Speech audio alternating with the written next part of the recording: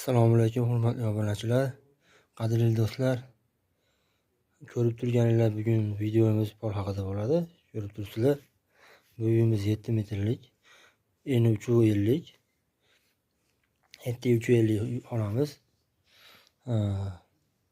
Videoda qisqaroq olaman. Bu uyimizga lagamiz 17 dona laga ketyapti. 14 ga. Qaliniga 14. Eni 3,5-3,8 santimetrli sasna yog'ochlarimiz, lagamiz. 3 qator xor qo'yib qo'yganmiz. O'rtada yurish tushgani uchun o'rtaga xor tortib qo'yganmiz. Biz xor deymiz. Tagi shebeng qo'yilgan, zak chiqmaydi, kamroq chiqadi. Mana bularga to'xtalib o'tsak, sizlarga kimgadir lifehack bo'ladi bu narsa.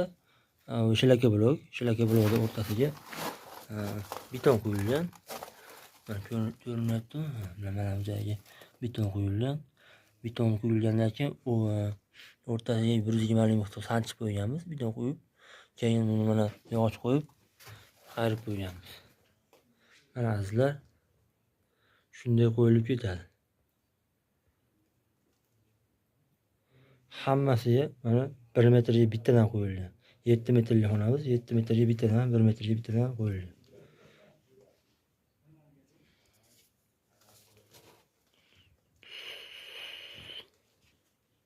Turamiz. Aslan uyimiz bitta, pollarimiz bitgan. Ko'ribsizlar, pollarimiz bitgan.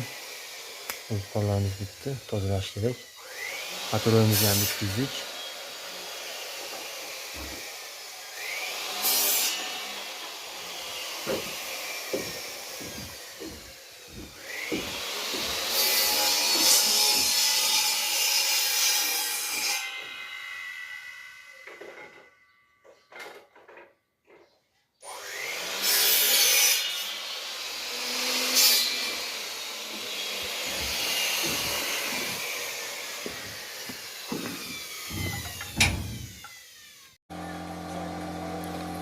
Azizlar, mana uyimiz ham bitti, bu xonamiz ham ko'rishingiz mumkin.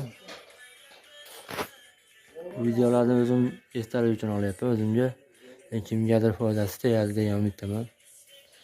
Xollari ham bo'lgan.